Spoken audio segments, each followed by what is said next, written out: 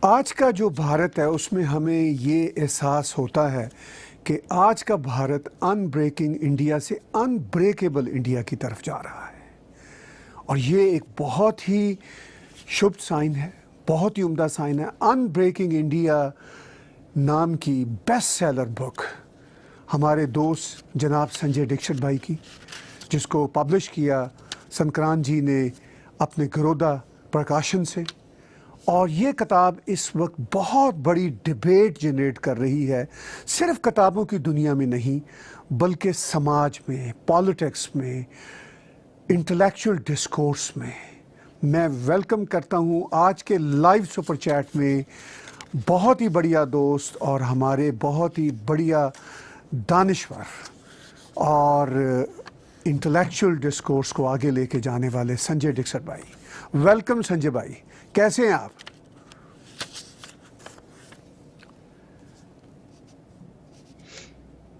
नमस्ते। नमस्ते नमस्ते। भारत की जब बात होती है और जो उसका जर्नी है, जो हमने देखे सारे अदवार, और जो आपकी किताब है, मैं अगर उसको किंडल से मैं खोलता हूँ तो मुझे वो बंगाल की पार्टीशन से लेके सीएए तक आप आ रहे हैं।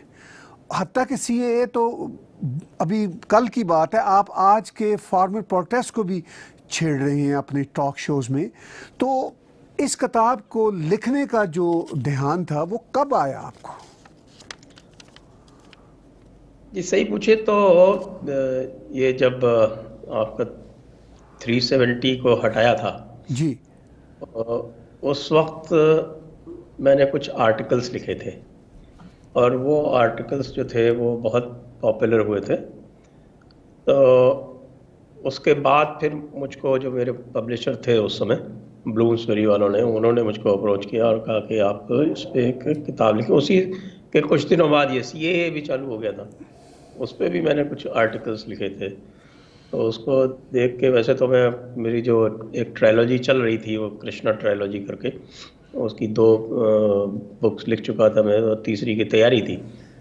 तो तब तक उनका अचानक फ़ोन आया कि आप इस पर क्यों नहीं लिखते, हमें जल्दी कोई, हमें देख रहे हैं कि आप आर्टिकल्स बहुत पॉपुलर हो रहे हैं, तो इस पर आप हमको जल्दी से लिख के दे दीजिए। तो मैंने उनको हाँ कर ली, और मैंने लिख के भी बहुत जल्दी से दे दिया। तो उसके तुरंत बाद कोविड आ गया, और कोविड के चक्कर में सारी चीज़ें मुलतवी हो गई।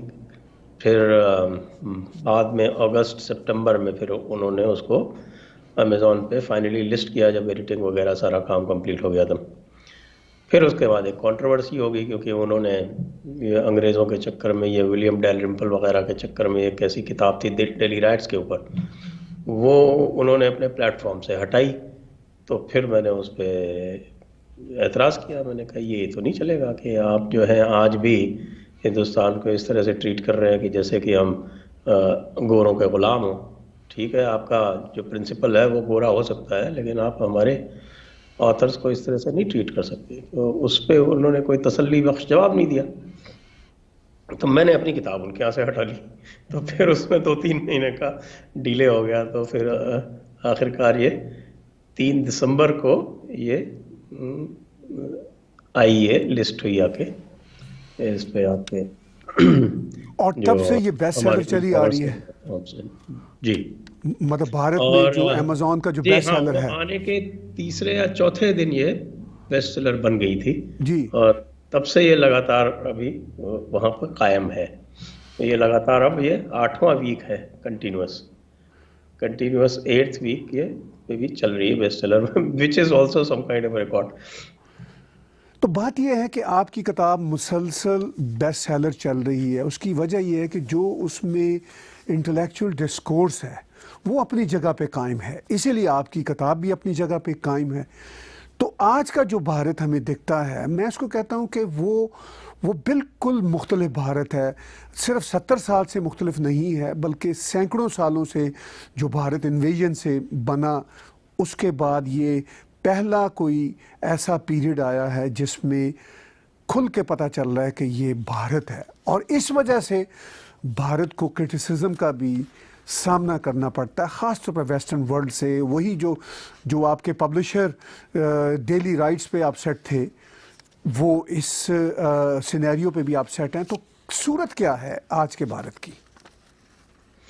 नहीं, बिल्कुल आपने दुरुस्त फरमाया कि आज के भारत की सूरत ये है कि एक पुराना नैरेटिव था, जो मैं मानता हूँ, जो मैंने किताब में भी लिखा है, कि जो भारत की जब बात हुई तो इसको तकसीम तो किया गया हिंदू मुसलमान के ऊपर, और बाद में क्या हुआ कि सूरत हाल ऐसे बने कि जिन लोगों ने पाकिस्तान के लिए सारी तशद्दुद की थी और सारा झगड़ा किया था, वो तो रह गए पीछे भारत में और बन गए सेक्युलर। और जो बेचारे लड़ रहे थे अखंड भारत के लिए, और जिनको भाग के आना पड़ा अपनी जान बचा के वेस्ट पाकिस्तान से, वो जब यहाँ आए और उन्होंने अपनी ज़मीन तलाशने की कोशिश की, तो उनको सबको कम्युनल करार कर दिया गया। एक सेक्युलर स्टेट बन गई, जिसमें ये हुआ कि साहब के जो तमाम मुस्लिम आबादी है उसके लिए पाकिस्तान तो एक एक्सक्लूसिव प्रॉपर्टी बन गई, और भारत को भी उन्होंने जॉइंट प्रॉपर्टी करार कर दिया। अब वो जो एक अजीब सा मसला जो क्रिएट हुआ, वो पिछले 70 साल से चलता आ रहा है। और उसमें भी जो हमारी जो सेक्युलर थी, अगर वो सही में सेक्युलर रहती, जैसे वेस्ट में जिसको सेक्युलर कहते हैं, अगर उस तरह से रहती, क्योंकि वेस्ट में सेक्युलर का मतलब होता है कि स्टेट सेक्युलर है, स्टेट डिस्क्रिमिनेट नहीं करती है। यहाँ कुछ अजीब ही वाक़या हो गया। यहाँ पे स्टेट तो हर तरह से डिस्क्रिमिनेट कर रही है। स्टेट जो है वो आपकी सो कॉल्ड माइनॉरिटी, स्पेशली जो पावरफुल माइनॉरिटीज़ हैं, दो जो ग्लोबल माइनॉरिटीज़ हैं, जो बिग ग्लोबल मेजॉरिटीज़ हैं, उनको तो प्रिविलेज कर रही है, अपीज़ कर रही है। और सोसाइटी से ये कहा जा रहा है, मेजॉरिटी सोसाइटी से, कि आप सेक्युलर रहो। अरे भाई, सोसाइटी थोड़ी सेक्युलर होती है, स्टेट सेक्युलर होती है। तो ये जो एक फंडामेंटल डायकॉटमी है, वो लगातार कर रही थी, और कम से कम ये डिस्कोर्स बदला है। हालांकि मोदी जी की सरकार ने आने के बाद स्टेट के कैरेक्टर में कोई ऐसा बदलाव नहीं लाया, लेकिन सोसाइटी अब ये कह रही है कि भाई हम बिल्कुल स्पष्ट हैं कि सोसाइटी का ये राइट है, कि हिंदू का ये राइट है कि वो हिंदू रहे।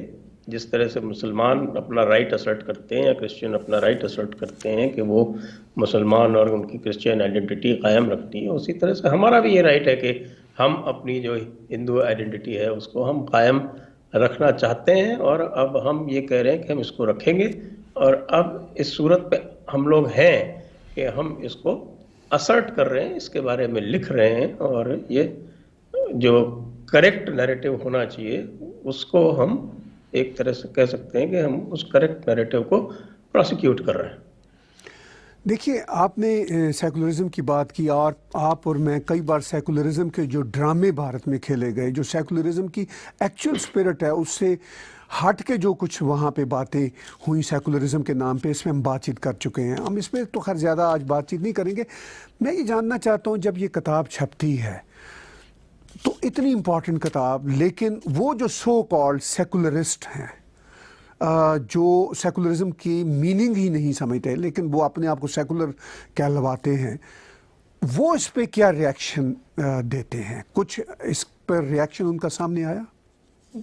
नहीं, वो सारे के सारे लोग अभी इसे इग्नोर करने में लगे हुए हैं। अच्छा, वो भी एक रिएक्शन होता है उनकी तरफ से ना, एलीट रिएक्शन है कि we don't care. We don't care. एक तो हमारे सेक्युलर बड़े राइटर्स और बड़े पब्लिशर्स जो हैं, बड़े पोर्टल चलाने वाले, उनको मैंने कहा भी भाई करो कुछ, बिल्कुल शांत, बिल्कुल चुप। राइट। जैसे कि मान लीजिए वो कुछ कर देंगे तो उनकी तरफ से कोई गुस्ताखी हो जाएगी। राइट। तो देखिए, ये फिर इसका मतलब ये है कि अभी भारत में जो तब्दीलियां आ रही हैं, तब्दीलियां इन मानों में जो एक अटैचमेंट है अपनी सिविलाइजेशन के साथ, वो जनता की जो अक्सरियत है वो अब जान चुकी है, महसूस कर चुकी है, उसके रास्ते पर है। लेकिन जो डिस्कोर्स चलाने वाले इदारे हैं, जो बड़े बड़े पब्लिशिंग हाउसेस हैं, जो बड़े बड़े मीडिया आउटलेट्स हैं, और जो सो कॉल्ड इंटेलेक्चुअल डिबेट को आगे लेकर चलते हैं, वो अभी तक जनता की जो उमंगें हैं उनसे परे हैं। क्या मैं जो समझ रहा हूँ ऐसा है अभी भी? ये आप बिल्कुल सही समझ रहे हैं। और वो आप देखते होंगे कि वो जो जिसको कह सकते हैं कि जो सेक्युलरिज्म के हमारे यहाँ पिलर्स हैं, या जो स्तंभ जिनको बोलते हैं, वो आपके आर्ट वर्ल्ड के, लिटरेचर वर्ल्ड के, बॉलीवुड के, पब्लिशिंग वर्ल्ड के, वो बहुत ही अनकंफर्टेबल महसूस कर रहे हैं। और उसकी आप देखें कि जैसे एग्जांपल ले लें, अगर अभी बॉलीवुड का ही, जी, तो वहाँ पर जैसे कि मेजॉरिटी हिंदूज को इंसल्ट करने के लिए जिस तरह के तरीके गढ़े जा रहे हैं, उसकी एक तरह से बाढ़ आई हुई है, जिसको मैं ये मानता हूँ कि वो एक रिएक्शन है, कि उनको ये बिल्कुल अच्छा नहीं लग रहा है कि ये जिम्मी लोग जिनको हमने इतने दिनों से दबा के रखा था, अब एक तरह से हम जो हमारे सेक्युलरिस्ट थे उनके जिम्मी बने हुए थे पुराने ज़माने में। इस्लामी जिम्मी रखा करते थे। जी, जी। और उसके बाद पिछले 70 साल में ये जो सेक्युलरिस्ट है, उन्होंने हिंदुओं को जिम्मी की तरह बर्ताव करना शुरू कर दिया। तो जब हिंदू जो है वो जिम्मी हुड से बाहर आने लगा, तब इनको आपने देखा होगा पिछले, आप तो चूंकि बहुत क्लोजली ऑब्जर्व करते हैं भारत को, तो आपने देखा होगा कि किस तरह से इनकी तरफ से एक मिलिटेंट रिएक्शन आ रहा है। और जैसे जैसे जनता इनको नकार रही है, इनका तिरस्कार कर रही है, और इनको अब चैलेंज मिलने लगा है, तो ये तरह तरह की अपनी कंस्पिरेसीज लेके आते हैं। जैसे और कुछ नहीं होगा तो अर्नब गोस्वामी को टारगेट करेंगे, यूट्यूब चैनल्स को टारगेट करेंगे, या फिर आपके सिलेक्टिवली ये आपके सोशल मीडिया अकाउंट्स को टारगेट करेंगे। तो ये सारा काम ये लोग कर रहे हैं। और आपने देखा होगा कि इनका जो इंस्पिरेशन है वो मुझे लग रहा है कि आजकल वेस्ट से आ रहा है, क्योंकि वेस्ट में भी ये बहुत कुछ पूरी तरह से चल गया है। ये पॉलिटिकल करेक्टनेस जो है वो वेस्ट में तो एक बीमारी की तरह फैल गई है, बिल्कुल एक वायरस की तरह, कोविड वायरस की तरह ये पॉलिटिकल करेक्टनेस की बीमारी वेस्ट में ज़्यादा फैली है। हम तो फिर भी उसको जो है अब चैलेंज कर रहे हैं, उसको काउंटर कर रहे हैं, उससे ऊपर बढ़ के आ रहे हैं, उससे बाहर निकल रहे हैं।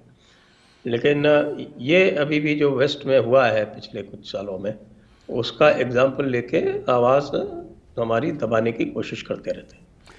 आपने बात की कि पॉलिटिकल करेक्टनेस की और खोखले लेफ्टिज्म की जो बीमारियां हैं वो वेस्ट में फैली हैं। मैं सिर्फ इसमें संजय भाई एक बात का इजाफा करना चाहूँगा कि वो यहाँ की सिर्फ बीमारियां ही नहीं हैं, वो वेस्टेड इंटरेस्ट बन गए हैं पावर को अपने हाथ में लेने के लिए।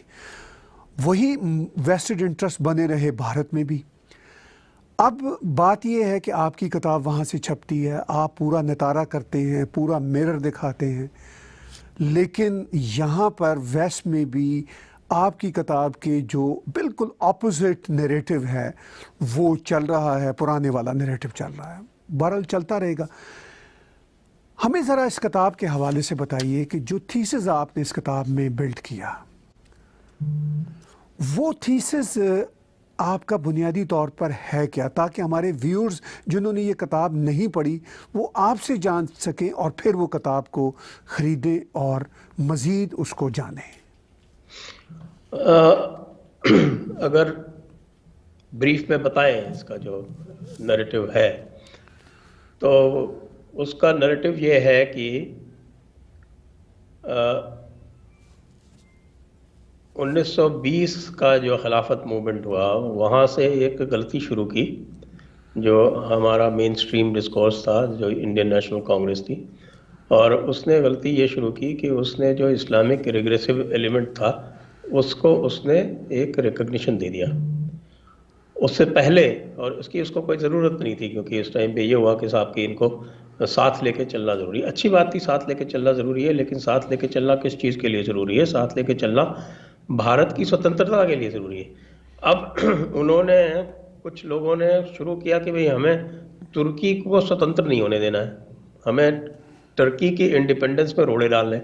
अब तुर्की की इंडिपेंडेंस पे रोड़े डालने का जो नैरेटिव था उसमें इंडियन नेशनल कांग्रेस को शामिल होने की कहीं ज़रूरत नहीं थी, लेकिन एक वो जो अपीजमेंट का कार्यक्रम शुरू हुआ वहाँ से, वो आखिर तक चलता रहा और उसका जो नतीजा था वो मुल्क की तकसीम होने में तब्दील हुआ।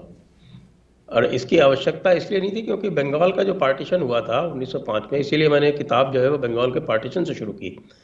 तो बंगाल का पार्टीशन बाद में जो जाके नलिफाई किया अंग्रेज़ों ने, वो जो मूवमेंट चला था वो पूरी तरह से इंडिजिनस और पूरी तरह से जिसको कह सकते हैं हम कि उसमें किसी तरह की ये हिपोक्रेसी नहीं थी।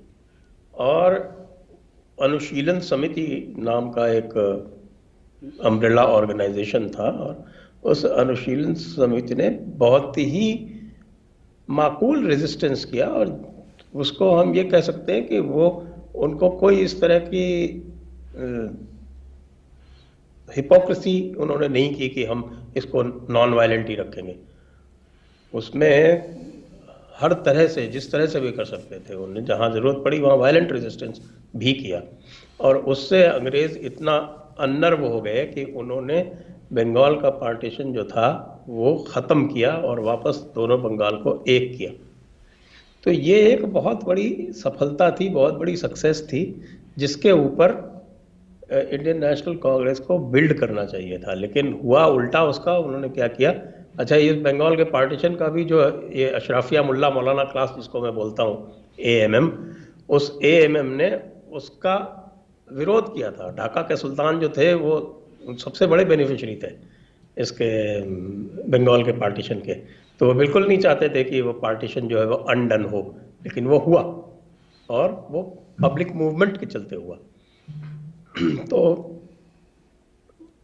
बाद में ये सारे के सारे जो इसके गेन थे और एक तरह से मैं कहता हूँ कि एक नेशनल कॉन्शियसनेस जो डेवलप हुई थी, वो इंडियन नेशनल कांग्रेस के खिलाफत मूवमेंट को सपोर्ट करने की वजह से वो एक अपीजमेंट में बदल गई, एक बिल्कुल जिसको कहते हैं एक अजीब व गरीब सेक्युलरिज्म आ गया, जिसका रेसिप्रोकेशन तो होने का कोई सवाल ही नहीं। आज तक आप जानते हैं कि AMM क्लास ने लिया ही लिया है, देते तो कुछ है नहीं बदले में।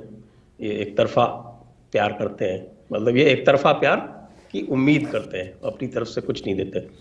और उसी हिकमत पे चलते हुए फिर इन्होंने ये देखा कि ये कांग्रेस वाले तो बेवकूफ़ है और मांगते जाओ, तो उनका बिल्कुल ये था कि कीप मेकिंग अपसर्ड डिमांड्स, और वो अपसर्ड डिमांड्स चलते चलते यहाँ तक पहुँच गई कि वो मुल्क के तकसीम में बदल गई और कांग्रेसियों ने उसका कोई रेजिस्टेंस भी कोई ख़ास नहीं किया।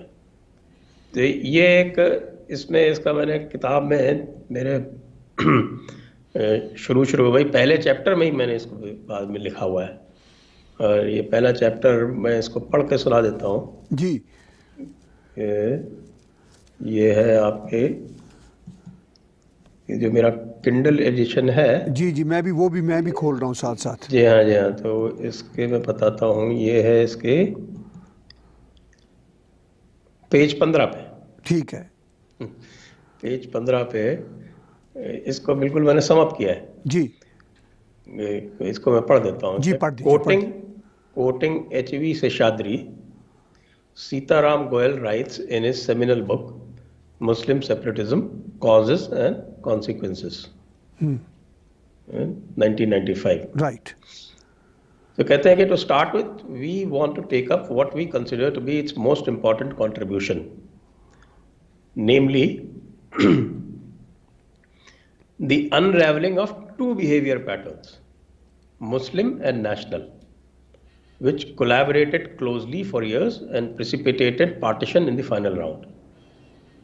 अब आगे जो कहते हैं वो बहुत समझने वाली चीज़ है। The Muslim behavior pattern was characterized by acrimony, accusations, complaints, demands, denunciations, and street riots. The national behavior pattern, on the other hand, was characterized by acquiescence, assent, cajolery, concessions, cowardice, self reproach and surrender.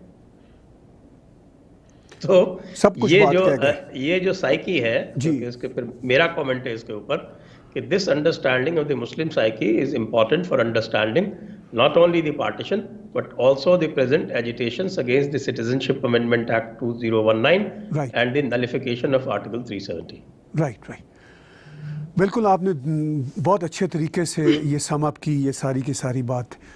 आपने पीछे कहा कि इस किताब को लिखने का ज़्यादा ध्यान आर्टिकल 370 35A की एब्रोगेशन के कॉन्टेक्स्ट में हुआ, और ये एक पूरी की पूरी जिसे हम कह सकते हैं वो बैगेज है, जो वही मैं कहता हूँ कि इन्वेडर से शुरू होता है, ब्रिट्स आते हैं, और वो साइकी जिसका अभी आपने जिक्र किया वो साइकी वही है कि कश्मीर में हम कम्युनल गेम खेलेंगे, यानी जो माइनॉरिटी पंडित हैं वो मैटर ही नहीं करते, यहाँ पे निज़ाम मुस्तफ़ा चलेगा। ये सारे का सारा खेल तमाशा है। और फिर जो वहाँ पे तो चलिए इनकी मेजॉरिटी है, जो इनकी माइनॉरिटी पूरी कंट्री में है वो भी यही चाहती है कि निज़ाम मुस्तफ़ा ही पे अमल होगा। ये है पूरे का पूरा नैरेटिव। अनफॉर्चुनेटली कश्मीर की जो पॉलिटिकल पार्टियाँ थीं और अभी भी हैं, वो सारे के सारे इसी नैरेटिव पे, कभी वो सेकुलरिज्म का लबादा ओढ़ के, कभी मॉडर्निज्म का लबादा ओढ़ के, लेकिन काम एक ही था कि अपने वेस्टेड इंटरेस्ट को, अपने पावर सेंटर को कायम रखना है। इस सारी सूरत हाल में अब कश्मीर की सिचुएशन, जबकि आप और मैं बात कर रहे हैं इत्तेफाक से, ये वही महीना है, ये वही दिन है जब 31 बरस पहले जीनोसाइड कश्मीरी हिंदूज का हुआ, एक्सोडस हुआ। आज के दिन आप किताब लिखने के बाद आप क्या फील करते हैं? कोई रिलीफ पंडितों के लिए, या उस रिलीफ का कोई रास्ता नज़र आ रहा है? देखिए, 70 साल की बीमारी जो है, एक जिसको क्रॉनिक एलिमेंट कहते हैं, वो एक साल में तो हल हो नहीं सकता। ज़रूरत इस बात की है कि इसको हम जिस इरादे से ये 370 हटाया गया, वो इरादा हम कायम रखें, और वापस जो वो अपीजमेंट वाला जो एक कुचक्र था, एक जो विशेष साइकिल था, उसी में वापस नहीं घुसते जाए। अनफॉर्चुनेटली कुछ थोड़ी सी इम्प्लीमेंटेशन लेवल्स पे अभी कुछ प्रॉब्लम्स हैं, लेकिन जो इम्प्लीमेंटेशन लेवल की प्रॉब्लम्स हैं वो तो सॉर्ट आउट हो सकती हैं। जी, मैं हमेशा से कहता रहा हूँ कि जो डॉक्ट्रिन लेवल की प्रॉब्लम्स हैं उनमें सॉल्व करने में अब बहुत दिक्कत आ सकती है, क्योंकि जैसे इस्लाम के साथ प्रॉब्लम है, जो डॉक्ट्रिन है दैट इज़ द प्रॉब्लम। तो इसलिए अगर आप बिहेवियरल लेवल पे कुछ थोड़ा बहुत कर भी लें तो वो फिर लॉन्ग लास्टिंग नहीं रह सकता। लेकिन अगर प्रॉब्लम सिर्फ बिहेवियरल है तो फिर उसको रिफॉर्म किया जा सकता है, उसको लॉन्ग लास्टिंग वे में भी करेक्ट किया जा सकता है। तो मुझे ये दिखता है कि जो ज़्यादातर रिलीफ मिली है लोगों को वो जम्मू एरिया में मिली है, लेकिन जो वो कश्मीरी पंडितों का जो सवाल है कि वो कैसे रिहेबिलिटेट होंगे, अनफॉर्चुनेटली वो अभी भी, चूँकि जो मेजॉरिटी माइंडसेट है वहाँ पर कश्मीर में कि हम तो निज़ाम मुस्तफ़ा में हैं और निज़ाम मुस्तफ़ा में काफिर की कोई जगह नहीं है, वो जो नैरेटिव पिछले 70 साल से इस्टेब्लिश हुआ है, और वो इस्टेब्लिश किया जमात इस्लामी ने वहाँ पे। सही बात देखिए तो वहाँ का जो नैरेटिव है कश्मीर का, वो पूरी नैरेटिव सेटिंग जमात इस्लामी ने की है। और जमात इस्लामी JNK जो है वो जमात इस्लामी हिंद से गवर्न नहीं हुई कभी भी, वो जमात इस्लामी पाकिस्तान का एफिलिएट थी। ये भी एक बड़ा अजीब सा एक वाक़या है जो मैंने अपनी किताब में लिखा है। तो जो जमात इस्लामी JNK है उसके रवैये में कोई ख़ास तब्दीली नहीं है। आप ये देखिए, जो हुर्रियत कॉन्फ्रेंस थी, ये क्या थी? हुर्रियत कॉन्फ्रेंस तो जमात इस्लामी JNK का एक एक्सटेंशन ही तो थी। अब ये जमात इस्लामी को इन्होंने बैन किया है, लेकिन बैन को इफ़ेक्टिवली ये प्रोसिक्यूट कर पाएंगे कि नहीं, क्योंकि सबसे बड़ी दिक्कत जो मुझको दिखती है भारतीय निज़ाम में, और वो यूनिफॉर्म है, अक्रॉस स्टेट्स है, ये खाली JNK में हो ऐसी बात नहीं है। क्योंकि इनको ये लगता है कि जो जमात इस्लामी की प्रॉब्लम है, या जो और ओवैसी की प्रॉब्लम है, या आपके कुछ दीगर इलाके जहाँ पर मुसलमान अच्छी तादाद में, वहाँ की जो प्रॉब्लम है, इनको ये लगता है कि ये समस्या जो है, ये प्रॉब्लम जो है, ये बिहेवियर की है। लेकिन मैंने इस किताब में ये एनालाइज करके ये पाया है और ये इस्टेब्लिश किया है कि ये प्रॉब्लम डॉक्ट्रिन की है, और आप डॉक्ट्रिन को बदल नहीं सकते, लेकिन कम से कम आप ये रिकॉग्नाइज कर सकते हैं कि ये प्रॉब्लम डॉक्ट्रिन की है और आपको उसको एज अ डॉक्ट्रिन एड्रेस करना पड़ेगा। लेकिन हमारा जो पॉलिटिकली करेक्ट डिस्कोर्स है, जो भारत में भी रहता है, वो इसको as a doctrine problem treat करने के लिए तैयार नहीं है। ये इसमें समस्या आती है। देखिए, आपने बहुत ही ये एक इम्पॉर्टेंट नुक्ता उठाया, और ये आपकी किताब में भी ओवरवेलमिंगली डिस्कस हो रहा है, डॉक्ट्रिन की प्रॉब्लम जो है। अभी आपने पीछे इसका जिक्र भी किया कि असल जो है इशू यही है। अब रियलिटी ये है संजय भाई, ये डॉक्ट्रिन तो है, और उस डॉक्ट्रिन के मानने वाले भी वट एवर 16 से 20 यानी 160 से 200 मिलियन लोग भी हैं एटलीस्ट भारत में, और आसपास के देशों में मिला के वो तो जो सब कॉन्टिनेंट के मुस्लिम देश हैं, Afghanistan, Pakistan, Bangladesh, even Indonesia, Malaysia, वो कोई 600-700 मिलियन लोग बन जाते हैं। अब वो तो है। मुझे ये जो सबसे बड़ा मसला दिखता है कि भारत की जो हत्ता के इस वक्त की भी सरकार है, और जो इस वक्त की ब्यूरोक्रेसी भी है, आप भी ब्यूरोक्रेसी का पार्ट रहे, जो ब्यूरोक्रेसी भी है, वो उस डॉक्ट्रिन को, मैं ये नहीं कहता कि ख़त्म कर दें, वो सलूशन नहीं है, लेकिन उसको रिफॉर्म करने के लिए इदारे बनाने की गर्ज से कोई काम नज़र नहीं आता। तो आपकी जो क्रिटिसिज्म है, जो आपका जो उस पर नतारा है, वो अपनी जगह पे, लेकिन हमें ग्राउंड पे ये उसकी कोई इम्प्रूवमेंट की सिचुएशन नज़र आज भी नहीं आ रही, उस पर काम होता नज़र भी नहीं आ रहा। आप इसको कैसे देखते हैं? तो आप बात सही कह रहे हैं कि काम नज़र नहीं आ रहा, लेकिन कुछ लोग, जैसे हमारे आपके जैसे लोग, इस चीज़ को पहचान रहे हैं, और कम से कम एक बदलाव तो ये है कि इसके बारे में आजकल कम से कम बातचीत हो सकती है। आज से 10 साल पहले तो इसके बारे में बातचीत भी नहीं हो सकती थी। लेकिन तो इसके बारे में बातचीत करते हैं तो इस्लामोफोबिया का लग जाता है ना, वो लेबल। इस्लामोफोबिया का वेस्ट में तो लगता है। हमारे यहाँ तो इस वक्त ऐसी कोई सूरत हाल नहीं है कि हमको कोई इस्लामोफोब कहा जाए, क्योंकि इसके बारे में हमारे साथ बहुत सारे और लोग भी बातचीत में जुड़ रहे हैं। जी, जैसे मैंने ये एक नैरेटिव शुरू किया है कि ये सारा का सारा डॉक्ट्रिन जो है वो अशराफिया मुल्ला मौलाना क्लास का बनाया हुआ है, और तकलीद के ज़रिए इन्होंने ग़ुलाम बना रखा है दूसरे मुसलमानों को, मेजॉरिटी मुसलमानों को, और उनके ऊपर ये राज करते हैं, उनके दिमागों के ऊपर राज करते हैं इस तकलीद के ज़रिए।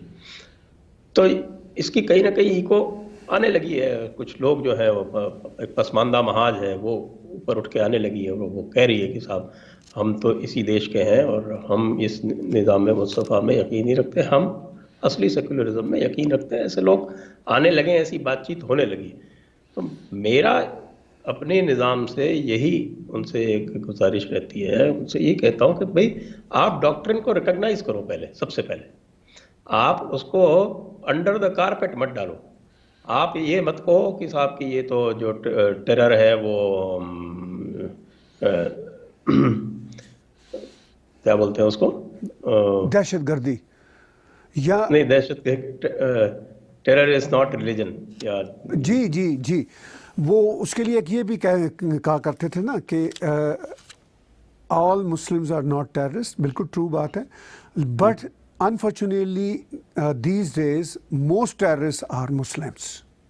यस, तो ये कहते हैं कि बेटा terror is not religion, terror and religion, Islam is not a religion of terror, terrorist are not Muslims. जी, तो ये जो एक, मैं तो इसको बहुत ही एक, जिसको कहूँगा कि एक नादानी सा, एक बड़ा मासूमियत से भरा हुआ एक नैरेटिव है कि साहब ये जो है कि terror has nothing to do with Islam. जी, all the terrorist they swear by the Islamic principles only. After all we know, हमें पता है कि बगदादी जो था वो इस्लाम में पीएचडी रखता था, और हमें पता है कि जो उसामा बिन लादेन था वो हाईली क्वालिफाइड इंजीनियर था। ये सबको पता है। और इससे आंख मूंदने से कुछ नहीं होगा। आपको ये रिकॉग्नाइज करना पड़ेगा कि ये जो सारी समस्याएं हैं ये मेन स्ट्रीम इस्लामिक नैरेटिव से आने लगी है, आई हैं। और जब सऊदी अरेबिया का क्राउन प्रिंस ये रिकॉग्नाइज करने लगा है तो कम से कम सब कॉन्टिनेंट में जो अपने आप को ऑफिशियली, जो आपके कुफू कफात के सिद्धांत मानते हैं और अपने आप को अरबी गुलाम मानते हैं ऑफिशियली, तो उनको अपने जो आका जो कह रहे हैं उसकी बात तो अब तो माननी शुरू कर देनी चाहिए। और कम से कम जो हमारे जो रूलिंग क्लास है और जो मेजॉरिटी हिंदू है उसको अपने आप को अंधेरे में नहीं रखना चाहिए। ये किताब उसी का प्रयास है कि वो जो अंधेरा है उनकी आंखों के सामने उसको छांट दो। पहले ये बताओ कि ये जो सारी समस्या है it is because of the doctrine, please recognise the doctrine first. जब तक आप डायग्नोसिस नहीं करेंगे तब तक आप इलाज भी नहीं सोच पाएंगे। पहले डायग्नोसिस तो सही कीजिए। मसला ये है कि फिर मेरा वही सवाल है संजय भाई कि ये जो डॉक्ट्रिन है इसको रिकॉग्नाइज चलिए करना शुरू कर दिया, सरकार ने तो रिकॉग्नाइज किया हुआ है, लेकिन इस नहीं किया हुआ है, नहीं किया हुआ है, बिल्कुल नहीं किया हुआ। वो फिर भी अभी बड़ी वैसी मीठी मीठी बातें करते रहते हैं। ठीक है, चलिए चलिए वो मीठी मीठी बातें, सूफी इस्लाम है, अब सूफी के बारे में हमारा आपका डायलॉग पूरा हो चुका है, जानते हैं। नहीं, मैं समझता हूं पीसफुल है वो, ठीक है, चलिए ये सब बातें पॉलिटिकल लेवल पे करते रहें। मेरा इशू ये है कि उसको रिफॉर्म करने की, उसको मॉडर्नाइज करने की कोई एफर्ट्स नहीं होती। देखिए, अगर हम क्रिश्चियनिटी की बैकग्राउंड में भी जाएंगे, अगर उसके हम लिटरल मीनिंग में जाएंगे तो कोई बहुत बढ़िया मीनिंग नहीं है। वो सब का सब मॉडर्नाइज हुआ है, रिफॉर्म हुआ है। इसमें मॉडर्नाइज और रिफॉर्म करने के लिए अब ये आपकी ज़िम्मेदारी नहीं है, ये हम लोगों की, जैसे मैं हूँ, तारिक फ़तह हैं और सबूही ख़ान है, बहुत सारे लोग हैं। लेकिन हमारे साथ ना तो समाज खड़ा है ना सरकार खड़ी है। हम बड़ी सहूलत से ऐसे मॉडर्न इंस्टीट्यूट खड़े कर सकते हैं जो इस्लाम को 21वीं सदी में लेकर आ सकते हैं। मैं उसकी एक्सप्लेनेशन में यहाँ नहीं जाऊँगा क्योंकि वो स्ट्रैटेजी में रिवील नहीं करना चाहता। लेकिन हमारे साथ सरकारें तो दूर की बात है, समाज भी नहीं खड़ा इनफैक्ट। तो अब रिकग्निशन का क्या फ़ायदा जब इसकी सलूशन के लिए कोई विल नज़र नहीं आती, ना सोसाइटी में, ना सरकार में, ना पॉलिसी मेकर्स में, और ना ही जो है इंटेलेक्चुअल डिस्कोर्स में। तो आपकी जो ये बात है आपकी किताब में, वो इम्पॉर्टेंट तो है, मगर उसकी इम्प्लीमेंटेशन की, और वो आपकी इस किताब में बहुत ही ये ओवरवेलमिंगली बात, और ये बहुत बड़ा मुद्दा है, इसके बगैर ये सारे बाकी मसाइल हल ही नहीं हो सकते। लेकिन उस पे काम करने का जो है सरकार की जिम्मेदारी, समाज की जिम्मेदारी, वो कहीं नहीं है। मैं इस पे ये ज़्यादा जोर देता हूँ। आप कैसे देखते हैं? आप बिल्कुल सही कह रहे हैं, इसमें कोई दो राय नहीं है कि ये रिकॉग्निशन के बाद जो अगला पड़ाव है वो उसको इम्प्लीमेंट करने का है। और उस इम्प्लीमेंट करने के लिए मैं ये मानता हूँ कि आप बात सही कह रहे हैं कि ये समाज की जिम्मेदारी है और मुस्लिम समाज की जिम्मेदारी है। लेकिन समस्या वहीं आ जाती है कि जो मुस्लिम समाज है, और ख़ास तौर से जिसमें आप ये मान लें कि 90% क्या 95% जो है वो कन्वर्ट्स हैं हिंदुस्तान में, और वो जो 95% कन्वर्ट्स हैं वो इस डॉक्ट्रिन की वजह से, ये जो एक छोटा सा तबका है अशराफिया मुल्ला मौलाना क्लास जो है, इसके ग़ुलामी करता है। अब इनको इस ग़ुलामी का एहसास दिला के इनको ग़ुलामी से थोड़ा सा ढील दें, तब तो ये बात करने लायक हों। हमारे समाज की क्या, हमारे गवर्नमेंट की क्या प्रॉब्लम है? मैं गवर्नमेंट की प्रॉब्लम से एक नटशेल में बोलता हूँ जी। स्टार्टिंग 1920 जब से यह खिलाफत मूवमेंट शुरू हुआ था तब से लेके और आज तक, और उसमें मैं बीजेपी सरकार को शामिल करता हूँ, ये जब भी बात आती है मुसलमान की तो मुसलमान को ये एक रंग में देखते हैं और मुसलमानों का नुमाइंदा इसी अशराफिया मुल्ला मौलाना क्लास को मानते हैं, और मुसलमानों के बाद में कोई भी तजवीज़ हो, कोई भी किसी भी तरह का चर्चा हो, वो इसी तबके से करते हैं।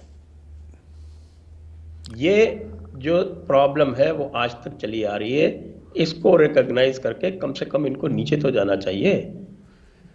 आज भी आप माइनॉरिटीज़ कमीशन बनाते हैं जिसका एक किसी सेक्युलर कॉन्स्टिट्यूशन में कोई किसी तरह का कोई वजूद नहीं होना चाहिए, फिर भी आप माइनॉरिटीज़ कमीशन बनाते हैं, तो आप कम से कम माइनॉरिटी कमीशन में तो जो छोटी माइनॉरिटीज़ हैं उनका ध्यान रखिए। उस माइनॉरिटी कमीशन में आज तक मुसलमान के अलावा कोई चेयरमैन नहीं हुआ। ये किस तरह का ढकोसला है? उसमें भी आप मुसलमान को भी बनाते हैं तो वो सैयद और शेख ही होगा, उसके अलावा कोई नहीं होगा। तो ये पूरा का पूरा आप ये देख सकते हैं कि एक बैकवर्ड क्लास मूवमेंट हिंदुओं में शुरू हुआ और वो आज तक यहाँ तक है कि साहब की जो हमारा प्राइम मिनिस्टर है वो भी एक बैकवर्ड क्लास से आता है, उसमें कहीं किसी को कोई मसला नहीं है। लेकिन जब मुसलमानों की बात आती है तो वो अशराफ ही होगा, वो मौलवी ही होगा, और जो वो कहेगा वो एक समाज की जो है वो एक पक्की आवाज़ होगी। ये किस तरह का मसला चल रहा है? इसको भी अगर रिफॉर्म कर ले जाएं और नीचे से लोगों को लाने लगे, कुछ पसमानदा क्लास को ऊपर लाएं, किसी और तरह के लोगों को रिप्रेजेंटेशन दें तो भी कुछ हो, और फिर माइनॉरिटी कमीशन में जो छोटी माइनॉरिटीज़ हैं उनको आगे लाएं। देखिए, बात ये है कि जब आप समाज की बात करते हैं, बेहतरी के लिए हमने बात की, मैं नहीं समझता कि ये सिर्फ़ और सिर्फ मुस्लिम समाज की ही ज़िम्मेदारी है। मैं खुल के बात करता हूँ, ये पूरी इंसानी समाज की ज़िम्मेदारी है, चूँकि इन इशू से, इस डॉक्ट्रिन के माइंडसेट से मुस्लिम समाज से ज़्यादा सफ़र तो वेस्टर्न वर्ल्ड हो रही है, मुस्लिम समाज से ज़्यादा सफ़र तो हमारे हिंदू बहन भाई अक्रॉस द बोर्ड हो रहे हैं। तो फिर उनको कम से कम कंट्रीब्यूट तो करना होगा उस रिफॉर्म के प्रोसेस के लिए। चूँकि देखिए, टेररिज्म की बात होती है, टेररिज्म के जो होते हैं इंसिडेंसेस वो तो कभी कभी होते हैं, सुबह शाम 24/7 तो नहीं होते, मगर जो सोशल फैब्रिक है मुस्लिम समाज का, एलियनेशन वाला जो मुस्लिम समाज का सोशल फैब्रिक है कि जी हम मुख्तलिफ हैं, बाकी मुख्तलिफ हैं हमसे, ये एक रवैया वेस्ट से लेके भारत में है, ये तो 24/7 सरों पे है ना। ये जो माइंडसेट की तब्दीली है, इसके बगैर समाज में तब्दीली नहीं होगी, इसके बगैर टेररिज्म पे काबू नहीं पाया जाएगा। खैर, ये वो बातें हैं जिस पे हम बातचीत तो करेंगे। हम कुछ क्वेश्चंस भी लेना शुरू करते हैं जल्दी, ताकि लोग जो आपकी किताब को पढ़ चुके हैं वो भी बात करें, जो आगे पढ़ना चाहते हैं वो भी बात करें। मगर इस डिबेट पर एक दो बातें और ज़रूरी करना चाहते हैं। जब आप अपनी किताब में सम अप करते हैं आज की सिचुएशन को, तो उस सम अप करते हुए जो सीए का मंज़र है उसको, और जो इस वक्त की बातें जो आप और मैं कर रहे हैं माइंडसेट की, डॉक्ट्रिन की माइंडसेट की, आप उसको आगे कैसे बढ़ता हुआ देख रहे हैं?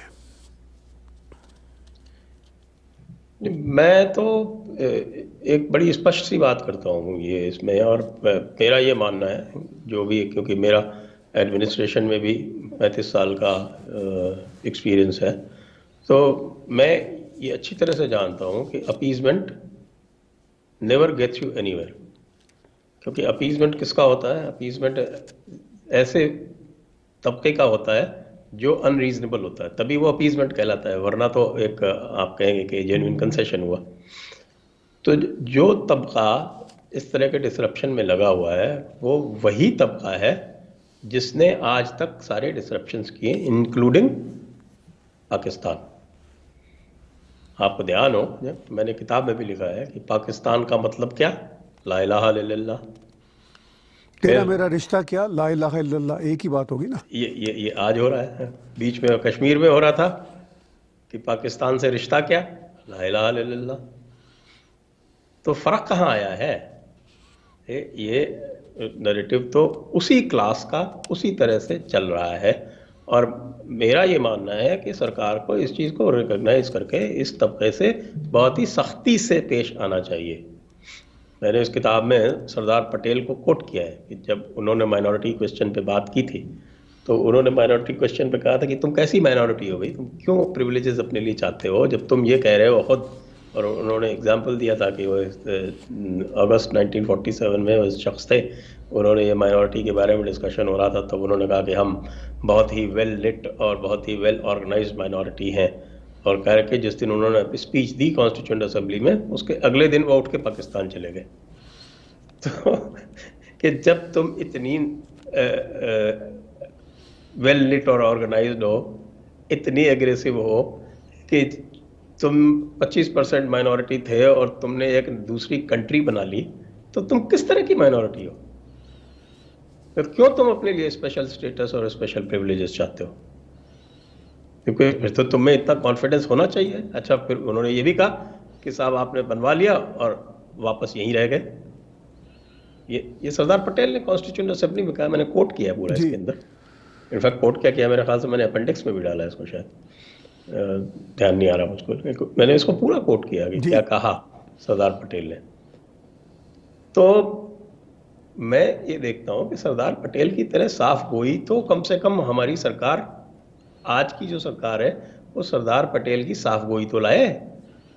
वो ये कहने की स्थिति में तो हो, तुम किस तरह की, तुम्हारी डिमांड जो है वो किसी भी तरह से टेनेबल नहीं है, हम नहीं मानेंगे।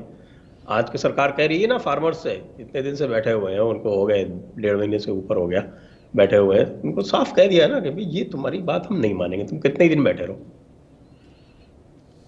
तो इसी तरह से कि ये जो इनकी जो लीडरशिप या इनकी जो क़यादत करता है जो क्लास, उसको कह दे कि भाई तुम्हारी क़यादत एक तो हम नहीं मानते, हम तो सीधे बात करेंगे। इनकी सबसे बड़ी तकलीफ यही है कि हमारे लोगों से सीधे बात नहीं की जाए, हमारी दलाली कायम रहनी चाहिए। जिस तरह से ये जो फार्मर जो बैठे हुए हैं, ये सब दलालों के रिप्रेजेंटेटिव हैं। ये इसलिए बैठे हुए हैं कि इनकी दलाली जा रही है, इनकी दलाली कायम नहीं है, इसलिए ये यहाँ पे एजिटेट कर रहे हैं। 370 और सीएए के जो एजिटेशन हुआ, जो सीएए का एजिटेशन हुआ, वो भी इसी वजह से हुआ कि इनको ये डर लगा, ये जो अशराफिया मुल्ला मौलाना क्लास है, इसको ये डर लगा कि हमारी क़यादत ख़त्म हो जाएगी। इस तरह से तो ये डायरेक्ट अप्रोच करने लगेगा मोदी अगर मुसलमानों को एज सिटीजन्स, तो फिर हमारी मजहबी पहचान ख़तरे में आ जाएगी। वही पुरानी बातें जैसे कहते थे, तो पहले दो कौमी नज़रिया था, फिर मिली तशख़्ख़ुस आ गया, और अब मजहबी पहचान आ गया। कोई नैरेटिव में डिफरेंस नहीं है। तो ये चीज़ मैंने बहुत बार बार जोर दे के इसको एम्फेसाइज किया है कि ये जो है इनका पूरा मदीना प्लान फेल हुआ है।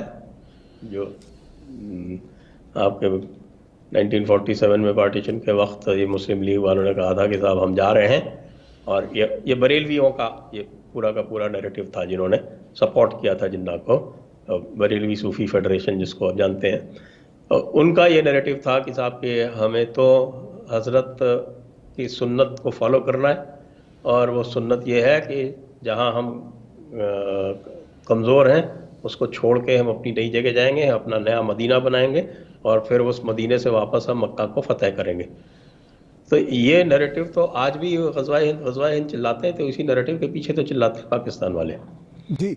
मुझे तो इसीलिए वो बार बार नया मदीना की बात करते हैं आपके इमरान खान साहब जी। मुझे वो जो है ना ग़ज़वा हिंद की वो जो नारे हैं वो तो अच्छे नहीं लगते अपनी जगह पे, मगर उससे ज़्यादा जो ख़तरनाक बात ये लगती है कि ग़ज़वा हिंद के नारे लगाए बगैर आप मॉडर्न लिबादे में वही अपनी सुपरमेसी की इच्छा रखें, वो मुझे उससे ज़्यादा ख़तरनाक बात लगती है। सुपर चैट में हम बातचीत कर रहे हैं संजय डिक्सन भाई से, हमें क्वेश्चन भी आ रहे हैं, और इस किताब के हवाले से, अनब्रेकिंग इंडिया के हवाले से जो संजय डिक्सन भाई के भी व्यूज़ हैं और जो मेरे व्यूज़ भी हैं, और हमारे बहुत सारे व्यूज़ वैसे ही कॉमन हैं, चूँकि एक कॉमन नैरेटिव, मैं उसको कहता हूँ नैरेटिव परिवार हमारा बनता चला जा रहा है। और हम देखते हैं कि इस कॉन्टेक्स्ट में हमें क्या क्वेश्चन आते हैं। संजय भाई हमारे साथ जुड़े हुए हैं। अर्पित जी ने क्वेश्चन पूछा है, वो टर्की की बात की अपनी बुक में संजय भाई ने भी और इस गुफ्तगू में भी, कि is Erdogan supporting Pakistan on Kashmir because India recognises goods Cyprus and India does not support Turkey on acquiring nuclear weapons. Dixon Sahab and Tahir, you both are my favorites. Best wishes to both of you. Thank you very much अर्पित भाई।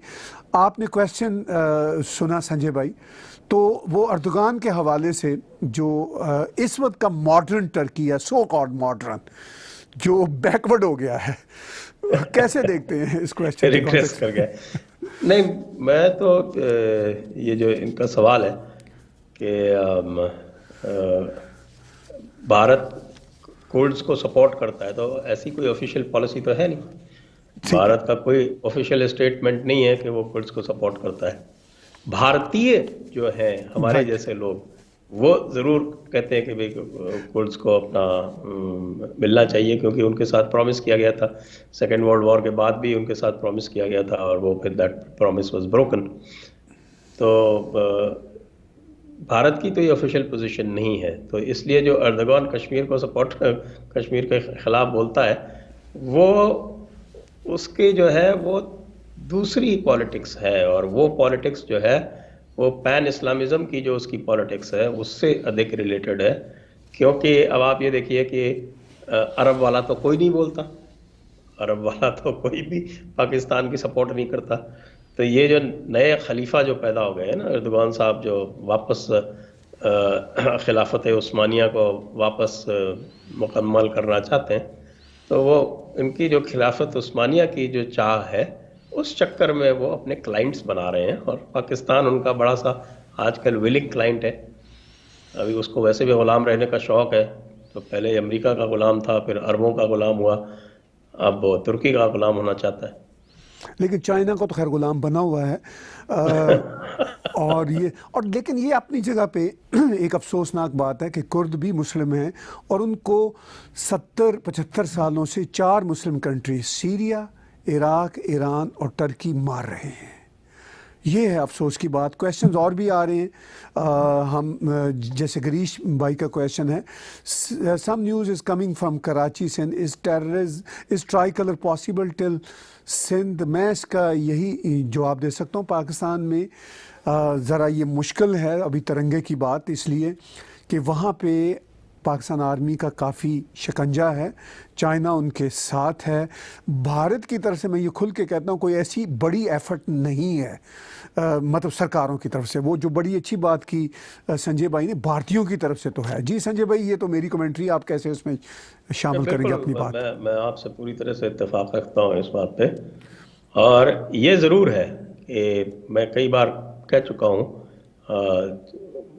Bloch के हिमायती आप लोग भी हैं, हमारे तारिक फ़तेह साहब भी हैं, आरिफ अजकिया साहब भी हैं। इन सबसे मैं कहता हूँ कि आप अगर इन 3 अलग अलग जो टेरिटरीज़ हैं इनको ले लें, सिंध को और बलूचिस्तान को और पख्तूनिस्तान को, जी जी, तो इसमें सबसे मुश्किल आज़ादी जो है वो बलूचिस्तान की ही है। हालांकि सबसे ज़्यादा मूवमेंट वही है, राइट। और सबसे ज़्यादा मेरे ख्याल से ये मान सकते हैं कि लगभग 60% पॉपुलेशन वहाँ की पूरी तरह से डिसअफेक्टेड है, और वो आज़ादी मांग रहे हैं खुले तौर से। लेकिन जो जोग्राफिकल सिचुएशन है, और जैसे उनको आसपास किसी जो उनसे जो लगते हुए मुल्क हैं उनका कोई सपोर्ट हासिल नहीं है, उसको लेके उनकी जो आज़ादी की मुहिम है वो सबसे मुश्किल है। सिंध की और पख्तूनों की, ये अगर कंपैरेटिवली देखें तो ज़्यादा आसान है। लेकिन पख्तून अभी आज़ादी मांग नहीं रहे, वो तो पाकिस्तान के अंदर ही अपना हक मांग रहे हैं। और सिंध में भी मुझे नहीं लगता कि इक्का दुक्का जो इस तरह के डेमोन्स्ट्रेशन जो आप देख रहे हैं उनके अलावा कोई ऐसा एक मुकम्मल कोई मूवमेंट चल रहा हो। तो अभी ये थोड़ी दूर की कौड़ी कही जाएगी आपसे, मैं इसमें इत्तेफाक रखता हूँ। बिल्कुल ठीक कह रहे हैं आप। और भी हमारे साथ क्वेश्चंस आ रहे हैं। उज्वाल जी का क्वेश्चन है कि what are your views on Islamist like Zaid Hamid, people like him are hell bent on doing Ghazwa Hind.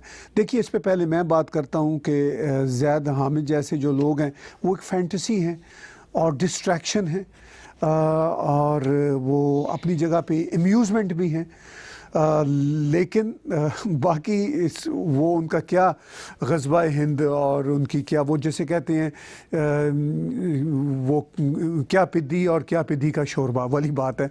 जी संजय भाई, आप क्या इजाफा करना चाहेंगे? बिल्कुल बिल्कुल, आप सही कह रहे हैं। Zaid Hamid is a comic relief most times, और वो तो क्या बोलते हैं कि वो तो हमारे जर्नैलों से भी बड़ा जर्नैल है।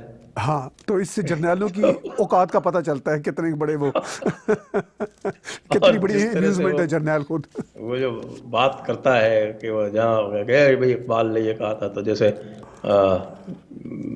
आपके आलिम उलमा बात करते हैं ना कि साहब कह रहे कुरान में ये लिखा हुआ है, या अरे इस हदीस में ये लिखा हुआ है, उसी तरह से वो इकबाल ने ये कह दिया, जो इकबाल ने कहते हैं वो फाइनल हो गया।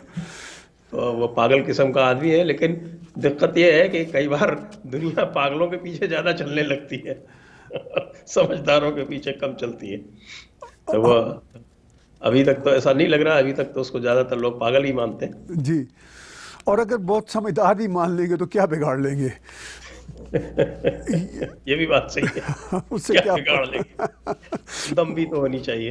या और भी कुछ क्वेश्चंस आ रहे हैं। टेक एंड हेल्थ टिप्स वालों का है, do you think this mess done by Congress party and Nehru prime minister of independent India, do you think this POK issues done by the Congress only? जी संजय भाई।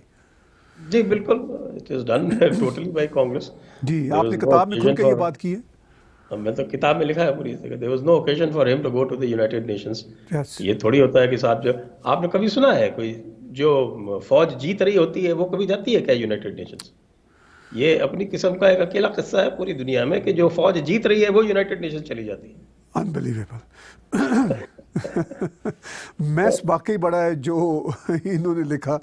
और आपको तो वो मैस संजय भाई इसलिए भी बहुत नज़र आता है क्योंकि आप सिर्फ और सिर्फ अपनी इंटेलेक्चुअल आंख से ही नहीं देखते, आपने तो अंदर सिस्टम में घुस के देखा है, और मैं समझता हूँ शायद कुड़े भी हैं आप बहुत। नहीं बिल्कुल साहब, मैं तो 35 साल से देख रहा हूँ। मैं तो जब अपने पहली पोस्टिंग थी, मैंने उसी में ये सेक्युलर नैरेटिव देख लिया था। एक दंगा हुआ था, उसमें अच्छी खासी बातचीत होकर ये तय हुआ कि एक रूट निकलेगा, और जो मोअज़्ज़िज़ लोग थे आपके मुस्लिम पक्ष की तरफ से, उन्होंने अपनी हामी भर दी कि हाँ ठीक है आप यहाँ से निकालिए, लेकिन आप कोई नारा वैसा नहीं लगाओगे जिससे हमें, तो हमने भाई कौन सा, तो कहे भारत माता की जय तक हमें एक्सेप्टेबल है।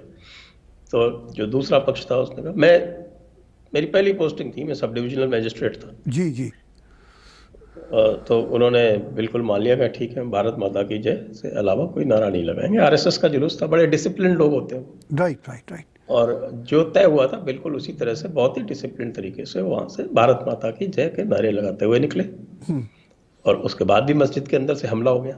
Oh my God. और ये मैं आज की बात नहीं कर रहा हूँ, मैं बात कर रहा हूँ 1989 की। 19 जनवरी 1989, मुझे डेट आज तक याद है। अच्छा, वही वही दिन जो पंडितों के और एग्जोडस का। हाँ, मैं हाँ बिल्कुल। और मैं ड्यूटी पे था, लकीली बिल्कुल नया नया था, कोई एक्सपीरियंस भी नहीं था मुझको, लेकिन पता नहीं कैसे मेरे दिमाग में आई, मैंने एक राइफल पार्टी 4 लोगों की अपने पास रख ली थी अपने कब्जे में। तो सारी पुलिस फोर्स भाग गई। अब अकेले मैं, एक तरफ 200 मुसलमान और दूसरी तरफ 4000 बिल्कुल जिसको कहते हैं चार्ज्ड अप भीड़, और बीच में खड़ा होकर मैंने उनको सेपरेट रखा करीब 3 घंटे, जब तक रीइंफोर्समेंट नहीं आ गए। और बाद में मेरे ऊपर ही चार्ज लगा और मुझको ट्रांसफर कर दिया गया ये कह के कि साहब ये आदमी कम्युनल है। मान गए। तो वो तो इसलिए तो मैं जी, तो पहले दिन से देख रहा हूँ। that was my first substantive posting and I was only 3 months old in that posting. या वो कम्युनल चार्ज जो है वही सो कॉल्ड अशराफिया का, सो कॉल्ड ये जो सेकुलर हैं इनका कोई और बस नहीं चलता, तो वो बस कम्युनल चार्ज है। हालांकि कम्युनलिज्म के ये सबसे बड़े प्रचारक जबकि मैं आपको खुद कह रहा, अगर मैंने भी वो जगह छोड़ दी होती ना, जी जी तो जी, वो 200 लोगों में से एक आदमी नहीं बचता हाँ, जिनको बचाया आपने। जिनको मैंने बचाया। यस, फिर मेरे ऊपर चार्ज लगा किया और फिर उन्होंने भी चार्ज आपके खिलाफ लगा दिया। ये नहीं, उन्होंने नहीं लगाया, जी उन्होंने नहीं लगाया, जी जी, सॉरी, मेरे बॉसेस ने लगाया। वो बस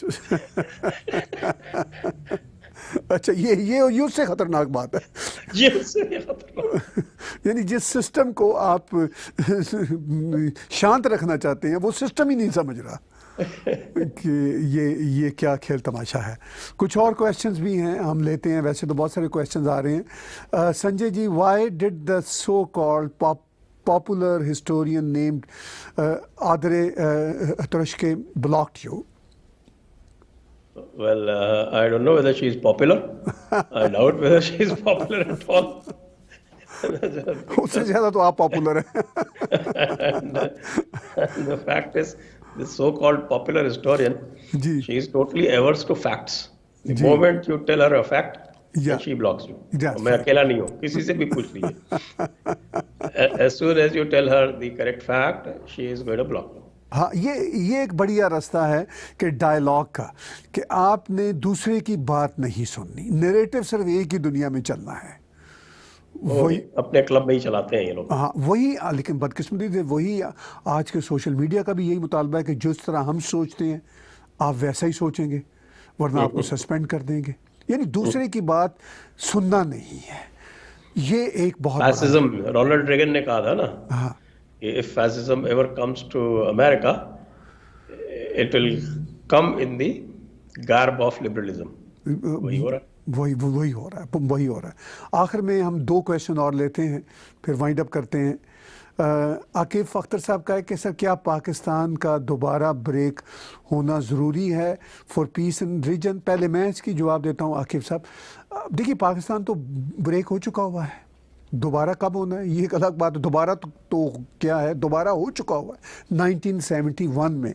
मुझे तो पर्सनली समझ नहीं आती कि इसका नाम अब पाकिस्तान क्यों है, वो तो ख़त्म हो चुका हुआ है। अब तो कुछ और नाम होना चाहिए था। जैसे बांग्लादेश अब एक कंट्री है, जो रह गया था इधर का, उसका कुछ और नाम रख देते, पंजाब रख देते, वटेवर। लेकिन चूंकि उनमें भी अब उन्होंने एथनिक कम्युनिटीज़ को शामिल किया हुआ है। मैं पर्सनली पाकिस्तान के फर्दर ब्रेकअप के बारे में मुझे कुछ, जैसे अभी संजय भाई ने कहा कि वो बड़ी दूर की कहानी लगती है, मेरा तो सिर्फ ये इशू है कि भाई आप अपनी ही इनोसेंट आवाम की ज़िंदगियां क्यों बर्बाद कर रहे हैं?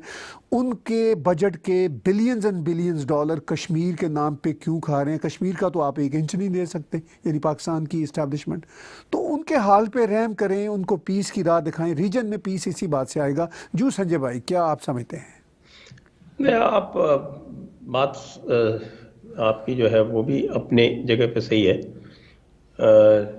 लेकिन अगर इसको हम प्रोजेक्ट करें जी वक्त से फॉर नेक्स्ट 50 years और सो, तो मुझे ये लगता है कि जिस तरह के इस वक्त आपका निज़ाम है और जो इस्टेब्लिशमेंट है, और मिलिट्री ऑब्सेस्ड इस्टेब्लिशमेंट है जिस तरह का, तो ये लॉन्ग टर्म पीस के लिए, रीजन के लिए ठीक नहीं है। ऑफ कोर्स नहीं है ठीक, क्योंकि इसका एक हाथ न्यूक्लियर बटन पे है, और इसमें से कई सारे जो है वो आपके जिहादी जहनियत के आपके जर्नल वगैरह आ गए।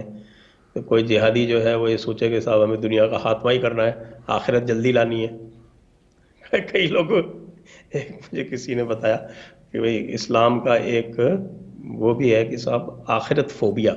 जी जी एक हाँ, जहादियों का ये भी है, क्योंकि जहादी तो खुद बंद गली में खड़े हैं ना, तो पूरी दुनिया को बंद करना चाहते हैं वो। तो अब वो जो कोई इस तरह का कोई आखिरत फोबिक जर्नल जो है जिसके हाथ में न्यूक्लियर कमांड है, वो अगर किसी दिन न्यूक्लियर बटन दबा दे तो फिर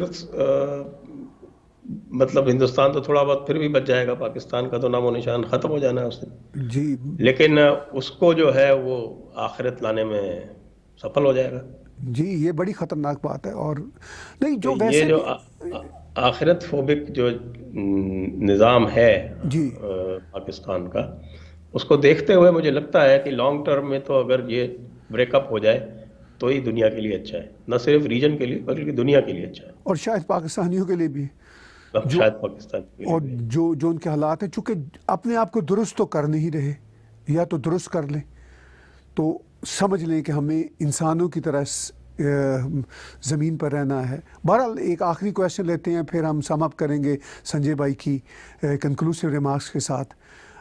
is the trade off for Hindu unity be at the cost of Muslim demonization? Will disaffection towards Muslims increase? How can we truly unite everyone? जी बताइए जी। मैं तो इसमें छोटा सा जवाब यही दूंगा कि भाई एक हाथ से ताली नहीं बजती। या आप ये खाली ये उम्मीद करें कि साहब कि हिंदूज जो हैं वो अनलिमिटेड अपने अफेक्शंस देते जाएं, और दूसरा जो है वो ये कहे कि साहब कि हम तो न सिर्फ अहले किताब हैं, हम तो अहले रसूल हैं, जी तो हमसे बड़ा तो कोई है ही नहीं, और बाकी सबको तो हमारे नीचे रहना है, तो बाकी सब लोग चुपचाप ये कबूल कर ले कि हम आपके नीचे रहेंगे। तो इस शर्त पे तो किसी भी तरह के प्यार मोहब्बत हो नहीं सकती ना। वही मेरी बात है कि एक पुराना गाना है एक फिल्म आई थी पूरब और पश्चिम बहुत समय पहले, अर्ली 70s में, तो जी उसका एक बड़ा गाना है कि साहब कोई शर्त होती नहीं प्यार में, मगर प्यार शर्तों पे तुमने किया। तो ये जो ये शर्त वाला प्यार जो आपके मुस्लिम आलिम उलमा अशराफ क्लास की तरफ से जो होता है ना, वो अब नहीं हो सकता। अब हिंदू उसके लिए तैयार नहीं है। एक आपको तकसीम करके एक अलग मुल्क दे दिया, उसके बाद भी आप नहीं सुधर रहे हैं, तो फिर ठीक है, फिर दूसरे तरीके अपनाने पड़ेंगे। ठीक है, बड़ी आपने खुल के बात की और यही बातें आपने अपनी किताब में भी की हैं। और आखिर में संजय भाई, हम आज की गुफ्तगू को कंक्लूड करना चाहें तो क्या ऐसी बात आप महसूस करते हैं जो हम मिस कर रहे हैं अब तक की गुफ्तगू में और क्वेश्चन आंसर में भी? मेरा ख्याल से तो आपने ज़्यादातर चीज़ें इसमें कवर ही कर ली। एक चीज़ हमने 370 के हवाले से थोड़ा सा इसमें कम देखा है, जी क्योंकि 370 के अपने जो ये जो आपके जो ये शेख अब्दुल्ला वगैरह के जो ये उनके अपने नैरेटिव थे और उनके अपने जो सेल्फ इंटरेस्ट थे, वो भी उसमें बहुत सारे आए हुए थे। और दूसरे हमारे पंडित नेहरू की जो एक मैं ये कहूँगा कि उनकी नासमझियाँ भी बहुत ज़िम्मेदार हैं कि ये इस तरह की चीज़ें जो हैं वो इंडिपेंडेंट के बाद भी भारत में ये कायम रही। तो ये दो चीज़ें जो हैं ये शायद मेरे ख़्याल से और तफसील से आप किताब पढ़ेंगे तो उसमें और आपको ज़्यादा मिल जाएगी, क्योंकि उसमें बहुत सारे डिटेल्स इस तरह के दिए हुए हैं कि किस तरह से गलतियों पे गलतियाँ होती रही और किस तरह से अपीज़मेंट पे अपीज़मेंट होता रहा, और जो नतीजा होता है हर अपीज़मेंट का कि it only makes things verse, वही होता रहा। इसीलिए जो अब अपीज़मेंट का जो एक विशेष सर्कल था उसको जो काटने की हिम्मत की प्राइम मिनिस्टर मोदी ने और होम मिनिस्टर अमित शाह ने, वो एक बहुत ही अच्छा इन्होंने स्टेप लिया। और मुझे बस यही लगता है, और ये मुझे कई बार एप्रीहेंशन होता है कि कहीं जो हमारा जो इस्टेब्लिशमेंट है, ख़ासतौर से ये जो ब्यूरोक्रेटिक इस्टेब्लिशमेंट है, ये वापस इनको उसी अपीज़मेंट में नहीं घसीट ले, तो उसकी तरफ से हमें थोड़ा सा ख़बरदार रहना है। बस यही मैं आखिर में कहना चाहता हूँ।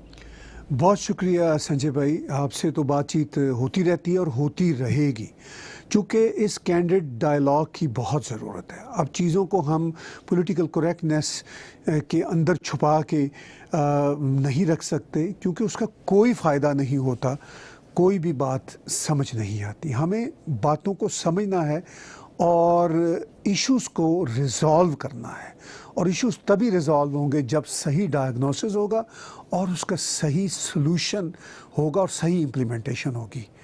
Thank you very much once again, आपका संजय भाई, आपका भी, और व्यूअर्स आपका भी। थैंक यू ताहिर भाई, thank you and good night. Thank you. आपके लिए गुड नाइट, हमारे लिए अभी गुड आफ्टरनून चल रहा है। जी बहुत बहुत शुक्रिया व्यूअर्स बातचीत सुनने का। आज के सुपर चैट में संजय डिक्सट भाई की किताब अनब्रेकिंग इंडिया के कॉन्टेक्स्ट में, और मैं इसके हवाले से ये कहता हूँ कि अब ये जर्नी है unbreaking India to unbreakable India का। Thank you for watching super chat with me today.